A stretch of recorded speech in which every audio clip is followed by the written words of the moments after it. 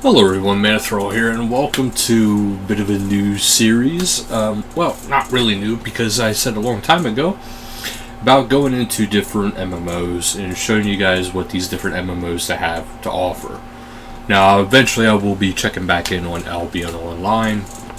I do plan on going to Black Desert a little bit.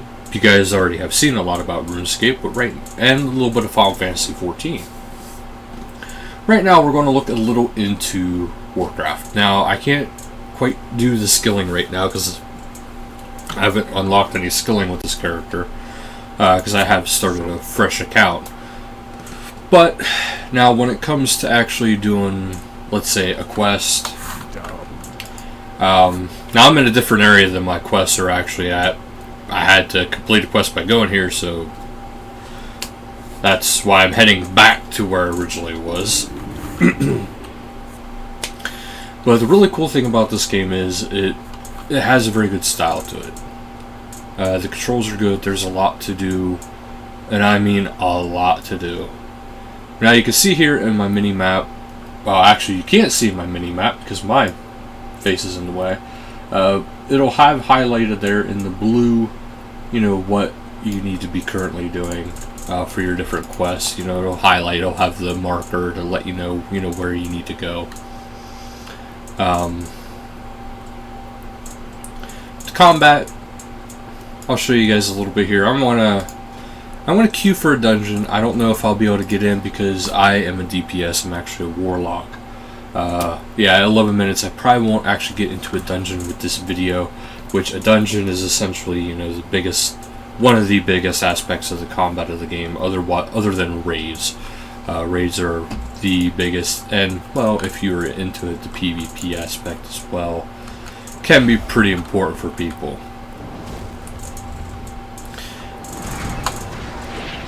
Now, there's different things even amongst each class. And for me, I am actually a Affliction Warlock. Now, the difference is that each different type of specialization actually has different things about it. For Afflictions, it's a lot about your curses and damage over times. You got Demonology, which is mostly about your pets. Your different demons that you can summon, what they can do. Sorry about the cats, guys.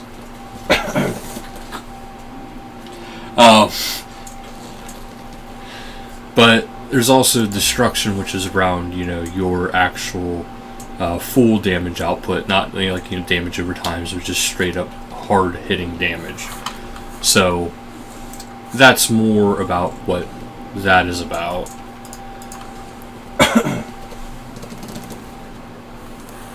And of course, like I said, every single one of these, every single class has multiple aspects about it that you can actually go for.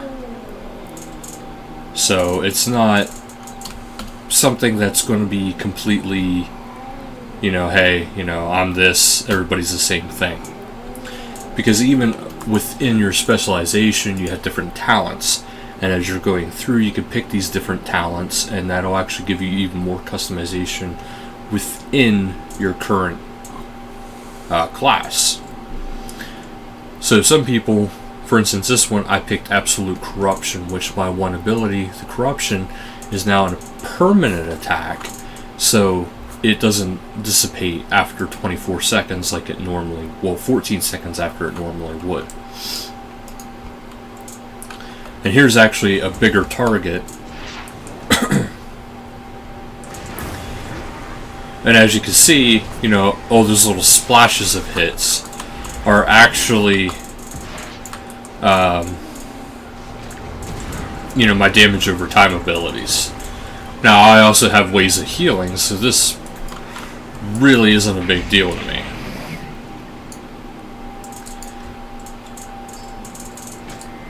So as you see, that was actually very simple. Just pop a few abilities. And that's essentially Warcraft in a nutshell. You pop a few abilities. You might have to apply a few buffs, before you actually get into anything. But that is essentially Warcraft. You have your melee range. you have your magic range, or range DPS in general. There is a physical range DPS too, so don't get me wrong. Now, one of the nice things about this class is I can actually cast this spell, and now I can breathe underwater. Now, not every class has that kind of a capability, but this one actually does.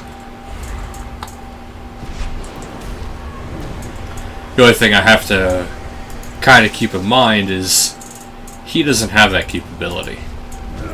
So now he does.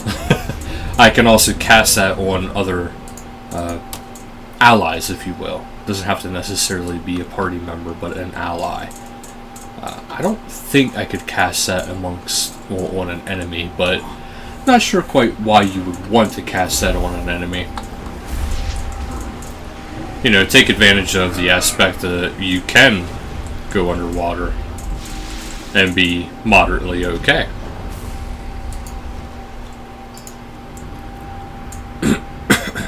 Yeah, there is a lot of skilling aspects too. Like, you know, you can there's their version of, you know, mining smithing. There's tailoring. There's fishing. You know, they have their own aspects. It is a little easier, I think anyway, compared to RuneScape's version, because RuneScape's is a little bit more involved, if I would say so. I don't think it's as complex as how RuneScape has it, which for some people you would like that. Also, the level cap is a lot higher, so yeah, there's going to be a lot of people who would love that aspect of it.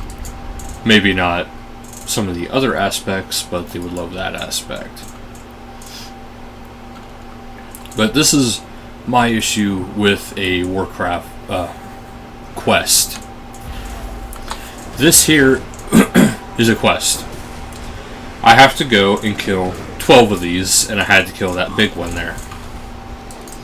And that is my quest. And when I'm done doing this, I will turn it in, and I will either get a delivery quest where I have to deliver an item to somebody, or I will have to get another quest to go out and kill something again, or I'll have to go out and kill something and retrieve an item. And then there's the final option of, well, not really option, but the final one of the usuals, which is I'd have to go out and go to the next set location of where the XP would be the greatest. That's essentially what the questing is in this game, which is, to me, it's disappointing. It could be so much more. But I will say the story in the game is actually very rich. It has a lot to it. You can still explore the entire story of the previous expansion, so you're not locked hard into the newest expansion where you can't experience the older stuff fully.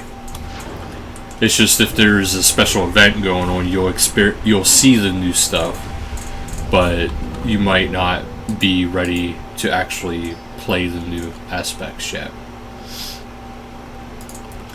But the game, on an overall scale for me, I'm actually going to start rating these MMOs.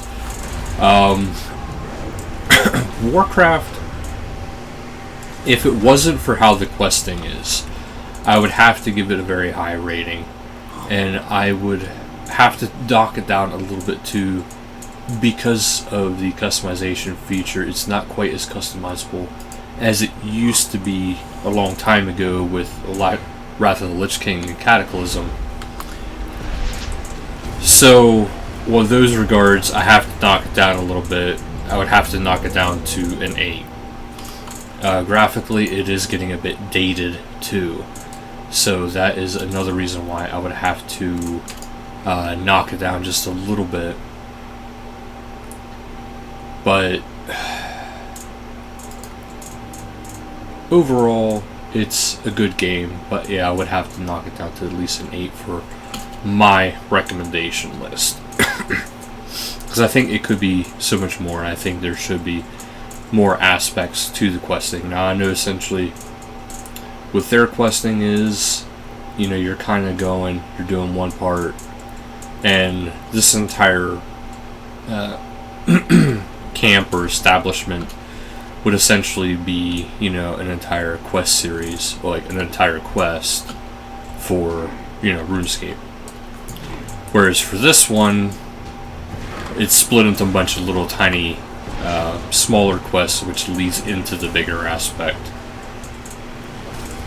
So that's how I would really view this as, for me personally. But anyway, enough with the rambling. That's what I wanted to bring you with this video. A little bit of the combat. Unfortunately, next time I will have to wait a little bit to do a dungeon. I can show you a little bit of what the dungeon is.